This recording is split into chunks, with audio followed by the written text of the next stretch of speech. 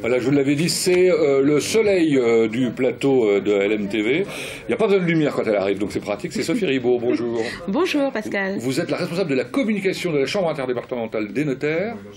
Oui, de la Sarthe, Maine-et-Loire et Mayenne. Je me suis pas trompé, c'était bien ça. Oui, c'était ça. Combien de notaires sur l'ensemble de ces trois secteurs-là? Nous sommes à peu près 200. 200. Alors vous êtes là avec nous en ce début d'année parce que redémarre un rendez-vous qui pour vous est important, qui s'appelle le Conseil du coin. Un an. On va fêter nous 1 an. Voilà, donc le 9 janvier. Un an de rendez-vous. Oui, tous les mois, le premier samedi de chaque mois. Donc là, eu égard au fait, effectivement, c'est donc le 9 janvier, ou de 10h ou 9h midi, mais au Mans, et en tout cas dans la Sarthe, c'est de 10h à midi, où on s'installe, on prend un café. Dans un bar. Et dans un bar, voilà, effectivement. Et les gens passent, commencent à connaître effectivement l'opération, le Conseil du coin, donc s'arrêtent, des anonymes qui vont le rester. Et on leur prodigue des conseils, le conseil d'urgence.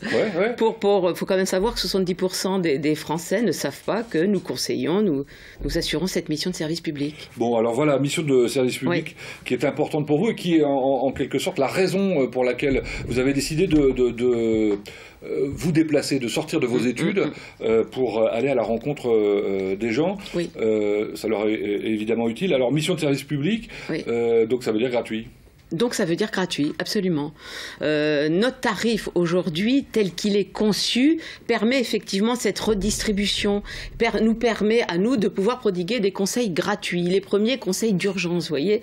Donc c'est vrai que... Votre inquiétude avec la loi Macron, c'est que ça disparaît demain. Ben voilà, c'est ça. Ou alors qu'il évolue de telle façon que, je vous rappelle qu'on est aussi des chefs d'entreprise, qu'on a donc des charges, un bilan, et que si demain le tarif est modifié dans le sens dans lequel la loi croissance et activité, c'est son nom, a envie de le voir évoluer, eh bien on ne pourra plus faire du conseil gratuit. Or, c'est quand même la beauté de notre métier. Voilà, je trouve ça, c'est quand même dommage. Quand vous avez, et on s'en rend compte d'autant plus quand on est assis à table avec son petit café et qu'un monsieur s'arrête et dit « Tiens, je peux en profiter pour vous parler. Là, je suis chez ma fille, ça fait des années que je suis chez ma fille, j'ai une autre fille. Je fais comment? Est-ce qu'il y a moyen de la récompenser sans... » Mais oui, monsieur, oui, il y a moyen. Vous allez voir votre notaire, je ne vais pas vous faire un acte ici, mais oui, il y a moyen. Bien sûr, et ça, c'est un premier conseil. Il repart chez lui rassénéré en se disant j'ai des choses à faire. Voilà. L'idée, c'est que vous avez décidé de faire une démarche altruiste et bienveillante. Oui, oui, je l'avais déjà dit. Oui, altruiste et bienveillante, absolument. Et puis on aime ça. C'est démocratique quand même, le conseil gratuit. Je trouve ça... Alors, est-ce que les gens viennent réellement vous voir qu'est-ce qu'ils vous demandent, enfin, j'allais dire globalement? Par exemple, là, je viens de vous citer ce petit monsieur qui s'arrête, je n'oublierai jamais. Et puis, tel autre, toujours assise au bar, on dira tout à l'heure l'endroit, faites-moi penser tout à l'heure, me disait, voilà, j'aimerais faire un testament, je ne sais pas comment on fait, ça fait peur. Non, ça ne fait pas peur, je vais vous expliquer. Tant sur la forme, vous prenez un papier, un crayon, je vais vous le dire, et puis sur le fond, ce que vous avez le droit de faire ou de ne pas faire, ou en tout cas, ce qui sera applicable ou pas, par rapport à votre nombre d'enfants. Ah bon, on peut faire ça? Oui, on peut le faire. Évidemment, c'est une démarche volontaire aussi, de la part de certains notaires, pas obligatoirement de la totalité. Il y a quoi? Il y a 30% des notaires qui jouent le jeu? À peu près, parce qu'il faut se lever le samedi, pour certains. Non, mais soyons clairs. Alors par contre, ce qui est très intéressant, c'est que c'est 100% de femmes. Oui, oui, vous l'avez remarqué? Oui, absolument. C'est quand même dingue. Pour les unes des enfants, certaines d'entre elles, notamment Solène Gagne-Bien et Lucie Gagné, qui viennent de s'installer quand même. D'accord, donc effectivement, parce qu'elles viennent de s'installer, cette jeunesse, et elles sont animées d'une émulation de jeunes premiers. Donc évidemment qu'elles y vont, mais je veux dire, on est quand même soumis à la même déontologie. C'est anonyme, on n'est pas là pour faire du business, on est bien d'accord. On est là pour sauvegarder notre profession. Je constate que parmi les notaires dont j'ai les noms qui participent à cette opération depuis 1 an, je le rappelle, et souvent les mêmes. Ils sont tous ou quasiment extérieurs au Mans. Alors qu'il y a plus d'études au Mans, j'imagine. À part Josiane Surchamp, oui, absolument, et moi-même, oui, absolument, oui. Oui. Non, mais c'est peut-être dommage. Il y a 200 villes. On est plus altruiste en milieu rural, alors c'est ça que ça veut dire peut-être. Bon. Je vous laisse mettre de cette conclusion, mais peut-être allez savoir, peut-être, je ne sais pas. En tout cas, vous avez vu, il y a 200 villes en 2015. On voudrait 500 villes. Peur de rien, hein. 500 villes en 2016, oui, tout à fait. Alors, oui. pour ici, la Sarthe, c'est donc au Mans, le 10 janvier, au Café des Jacobins, dans la galerie. Hein, oui, dans la galerie. En fait, c'est pas tout à fait son nom, c'est les patrons qui donnent. J'ai oublié, mais c'est on peut pas le louper. Voilà. Hein. Et donc il y a un énorme passage, il y a plein de petites tables, donc c'est très sympa. Et l'autre, c'est à la chapelle Saint-Aubin, la Capella ou la Capella. C'est le, d'après moi. Oui, ça doit être le Capella, pardon. Très bien. Deux mots, parce qu'on peut pas vous avoir en plateau sans qu'on parle quand même un petit peu boulot, quoi. Hein, en l'occurrence, votre spécialité, je pense que ça doit être une partie importante de votre travail. C'est l'immobilier, c'est quoi en pourcentage? Ah, bah alors c'est marrant que vous me disiez ça. Oui. C'est notre spécialité. C'est plus de 50%, j'imagine. Oui, c'est sans doute plus de 50% par moment, mais c'est aussi et surtout le droit de la famille. Le droit de la famille, ça me fait penser, il y a un hors-série Conseil des notaires, c'est l'entraide familiale, surtout en ce moment, dans ces temps précaires, des temps compliqués, ces familles recomposées. Ah bah oui. C'est tous ces conseils qu'on doit donner sur l'entraide familiale. Aider, donner, recomposer, adopter... Bon, voilà, transmission. Donc je me suis planté. Donc le plus important n'est pas l'immobilier, mais tant pis. Mais c'est indispensable. On en est où? Puisqu'on a lu hier dans la presse que ça y est, c'était reparti pour l'ancien. Mais je l'ai déjà dit il y a 4 mois. C'est vrai? Oui. Bon. Non, mais si. Mais c'est réel. D'abord sur le volume. Voyez. D'abord sur le volume. C'est-à-dire qu'il y a plus de biens sur à le volume. Il y a plus de biens vendus. Il y avait beaucoup de biens à vendre. Aujourd'hui, les mêmes biens sont vendus. D'accord. En termes de volume, effectivement, c'est dynamique. Et ils sont vendus plus cher ou pas? Alors voilà. Ça baisse plus. Ça ne baisse plus. Bon, alors c'est le moment d'investir en revanche. Voilà. Parce qu'après, ça risque de remonter et je vais être trop tard. Moi, je me garde bien de faire des pronostics. Donc, pas de conseils. Il est possible que ça réaugmente un peu, mais jamais dans les fameuses années de la jeunesse de la crise, là. Hein, jamais. Enfin, j'espère pas. Bon. C'est quand même intéressant. Donc c'est le moment d'investir, ce que je disais, hein, si j'ai bien compris. Sinon pour 2016, puisque voilà, on est en début d'année, est-ce qu'il y a des nouveautés? Pas vraiment. Pas vraiment. En matière de fonds de commerce, est-ce qu'on garde le prix, on le séquestre?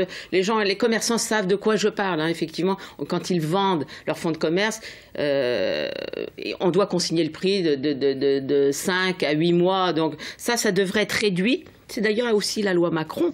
Mais les beaux commerciaux, c'est surtout dans les matières commerciales. Il n'y a pas de fiscalité. Oui, alors pour l'instant, c'est toujours 100 000 € les abattements pour donner. Non, mais ça peut changer demain. Hein. C'est la première année où il n'y a pas de changement il n'y a pas grand-chose en matière de fiscalité. Oui, en termes de fiscalité du tout public, entre guillemets. Hein, je ne vais pas vous parler de cession d'actions, des choses comme ça, c'est compliqué, mais il n'y a pas énormément de... Bon, rien de majeur. La majorité, la plus-value, ça y est, on en a pris plein la tête, donc c'est bon, on ne va pas quand même... ça y est, la plus-value, c'est... Bon, très bien. Écoutez, on a fait un petit tour rapide. On rappelle le Conseil du coin, parce que ça, c'est important. Samedi. Le samedi prochain. Samedi, après-demain. 10h midi. De 10h à midi. Donc, place des Jacobins au Mans, ou... le Café des Jacobins dans la galerie, ou la Chapelle Saint-Aubin au Capella. J'ai bien dit donc le samedi 9 janvier. Oui, j'ai dit juin? Non, j'ai dit 10, paraît-il. C'est un bonheur de vous recevoir, Sophie Ribaud. Merci beaucoup. Vous revenez quand vous voulez, pour nous donner quelques informations. Promis, merci. Bien, je vous propose de découvrir maintenant dans Sarthe toujours un endroit qui va déménager, mais peu importe, vous avez encore le temps de découvrir les 2 expos qui sont proposés avec Pascal Kitmel, le 72 espace photographique.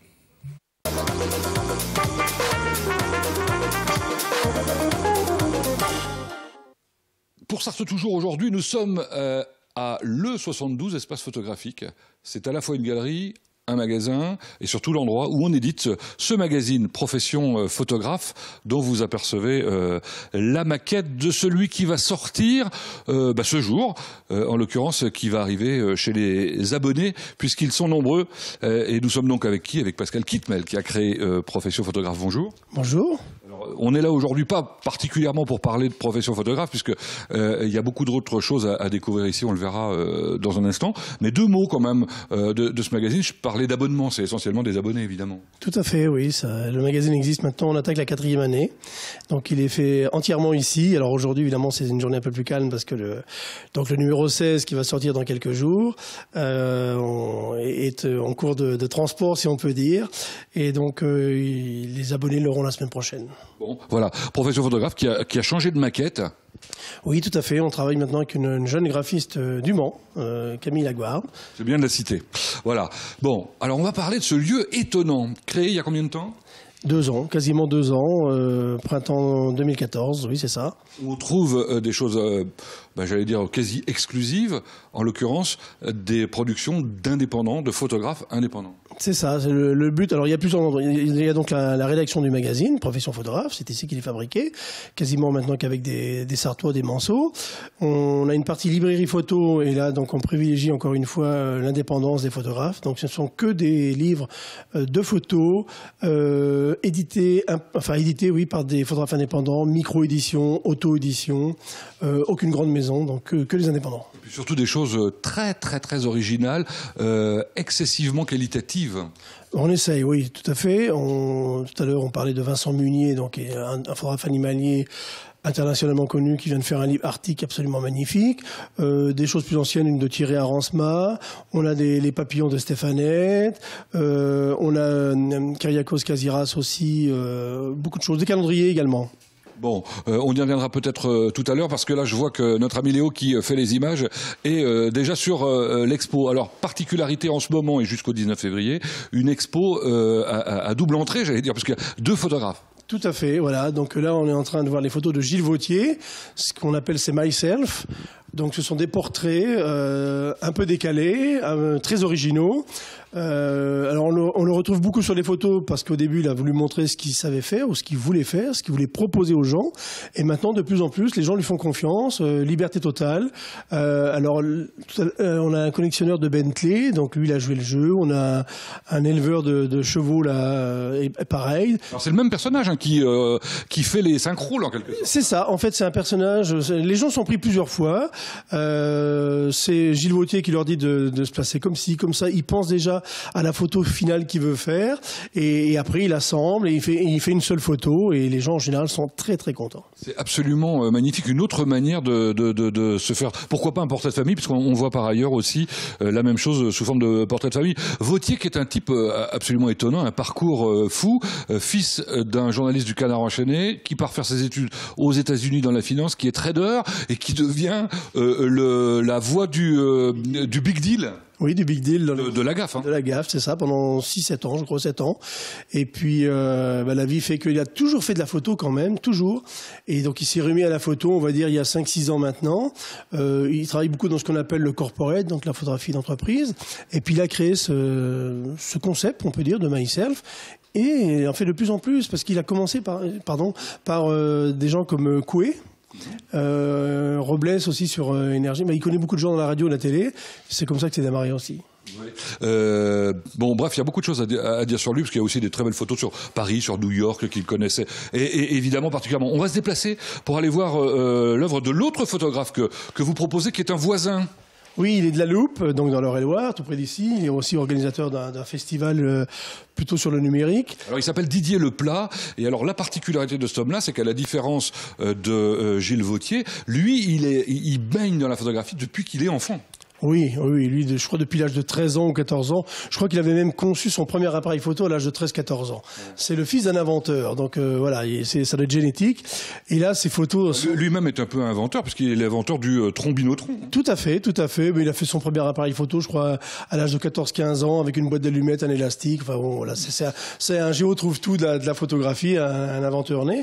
Et là, c'est pareil, c'est un peu conceptuel. Il se moque un petit peu à la fois des jeux de mots, des gens, parce que lui aussi se moque à un moment donné, dans l'autosatisfaction, c'est lui qui est en scène, dans le rétroviseur de la voiture là-bas.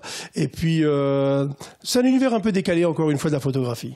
Bon, c'est un créateur comme vous d'œuvres collectives pour les photographes, puisqu'il s'agit d'un festival en l'occurrence pour lui. Oui, oui. Alors lui, il est aussi donc le créateur et le directeur du Festival de la Loupe qui a lieu tous les ans au mois d'octobre dans le château de la Loupe, où il fait venir des très grandes pointures pour le petit village qu'est la Loupe. Je peux vous dire que c'est pas mal. Bon, si vous avez envie d'en savoir peut-être encore un petit peu plus, alors d'abord vous pouvez venir ici évidemment en parler avec Pascal Kitmel, et puis Didio.biz, c'est son site internet biz. Avant de se quitter, je pense qu'il est intéressant de montrer la diversité de ce que vous proposez. Ici on a les hôtesses de l'air contre le cancer. Tout à fait, donc c'est un calendrier pour une association, car les hôtesses de l'air sont plus sujettes au cancer du sein que les autres femmes. Donc on les a rencontrées, on a fait un article dans le magazine, et du coup, moi je leur ai proposé de pouvoir vendre leur calendrier ici. Et juste à côté, on a aussi Didier Meilloux, qui est le dernier lauréat des photographies de l'année, donc l'année dernière, à qui on vend aussi des cartes postales au profit de son association au Népal. Alors je voulais en parler justement des photographies de l'année, puisque si on a à la fois une librairie et une maison d'édition, on a aussi la boîte qui organise ce rendez-vous annuel qui s'appelle les photographies, qui se déroule maintenant donc en Sarthe, en l'occurrence à l'Abbaye de l'Épau. Oui, donc pour la 4e année consécutive, ça sera les 11, 12 et 13 mars prochains à l'Abbaye de l'Épau. On est en plein dedans là parce qu'on reçoit les dossiers en ce moment. Ils ont jusqu'au 15 janvier pour envoyer leurs photos, les photographes. Donc on est en plein dedans. Voilà, concours national de photographie doté de pas mal de prix. Alors ici, vous trouverez des cartes postales comme vous n'en trouvez absolument nulle part ailleurs. Bref, très honnêtement, moi je suis complètement conquis parce que j'ai découvert, on a envie grosso modo de tout acheter. Bon, il y a plus qu'à venir nombreux. Vous allez déménager bientôt? Oui, c'est ça. À la fin du mois de février, normalement, on doit aller ailleurs, mais on ne sait pas encore où. Bon, pour l'instant, c'est rue de la Galère. C'est la galère pour déménager, visiblement, mais c'est rue de la Galère pour l'instant. Ça s'appelle le 72, espace photographie. C'est ça. Merci Pascal Kitmel. Merci.